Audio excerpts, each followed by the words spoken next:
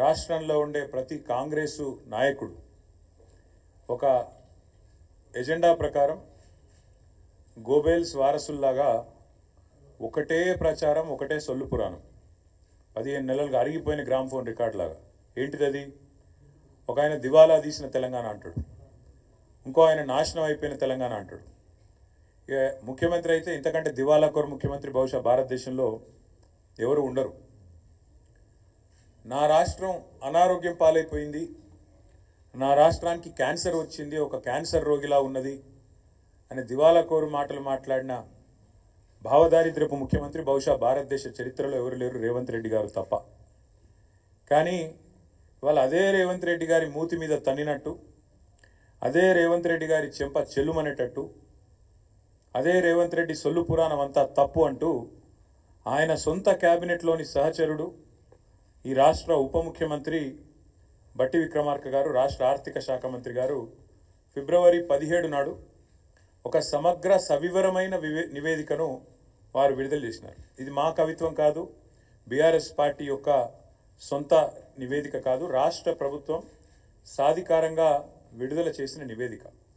Telangana state statistical abstract atlas అని కూడా అంటారు. దాన్ని ఫిబ్రవరి 17 నాడు, మరి కేసీఆర్ గారి జన్మదిన కానుక అనుకున్నారేమో కానీ, వారు విడుదల చేసి ఇందులో ముఖ్యమంత్రి మూతి మీద తన్నేటట్టు కొన్ని వాస్తవాలు చెప్పినారు. ఇన్ని రోజులు ముఖ్యమంత్రి మాట్లాడిన చిల్లర మాటలు, బజారు భాష, ముఖ్యమంత్రి చెప్పిన పచ్చి అబద్ధాలు, ఇవన్నిటినీ కూడా తిప్పికొడుతూ సమగ్రమైన సవివరమైన నివేదికను విడుదల చేసి వాస్తవాలు అంగీకరించినందుకు నేను ఈ ప్రెస్ మీట్ ద్వారా గౌరవ ఉప ముఖ్యమంత్రి బట్టి విక్రమార్క గారికి ధన్యవాదాలు తెలియజేస్తా ఉన్నాను. ముఖ్యమంత్రి గారు కూడా నిన్న రంకెలు వేసినారు. ఎక్కడ పోతే అక్కడ రంకెలు వేయడం, అచ్చోసిన ఆంబోతులాగా నోరేసుకొని వాగడం ఆయనకు అలవాటు. ఆయన ముఖ్యమంత్రి అయినాక కూడా ఆయన పద్ధతి మారతలేదు. వారికి కూడా నేను విజ్ఞప్తి చేస్తా ఉన్నాను ముఖ్యమంత్రి గారికి, దయచేసి మీరు సొల్లు మాట్లాడే ముందు, నోరు తెరిచే ముందు మీ సహచరుడు, మీ మంత్రివర్గ సహచరుడు సెక్రటేరియట్లో ఆయన విడుదల చేసిన ఈ నివేదికను ఒకసారి చదవండి.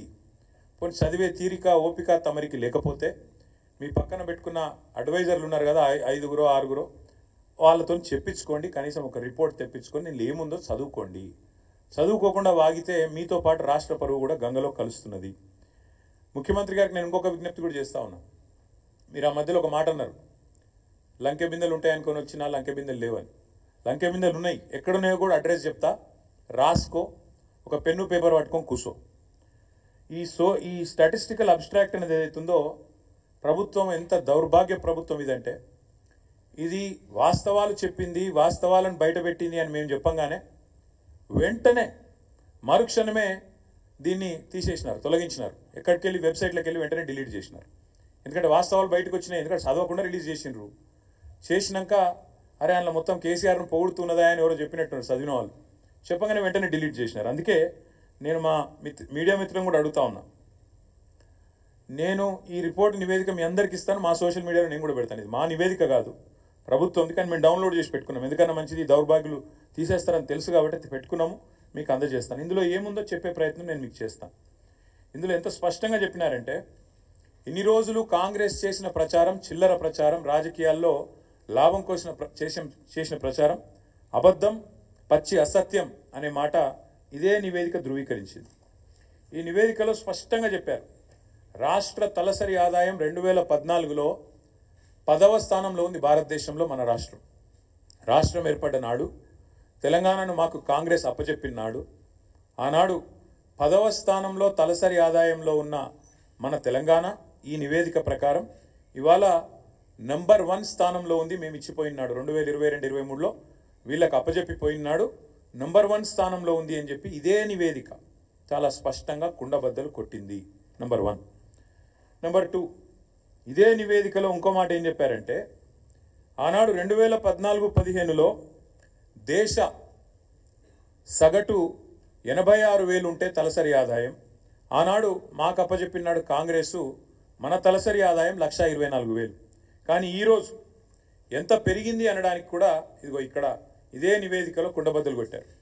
భారతదేశం మొత్తం సగటు తీసుకుంటే 84,000 నుంచి 1,84,000, 86,000 నుంచి 1,84,000 పెరిగితే మనది దాదాపు 2 రెట్లు భారతదేశ సగటుతో పోలిస్తే 2 రెట్లు 3,56,000 ఉంది అని చెప్పి ఈ నివేదిక కుండబద్దలు కొట్టింది.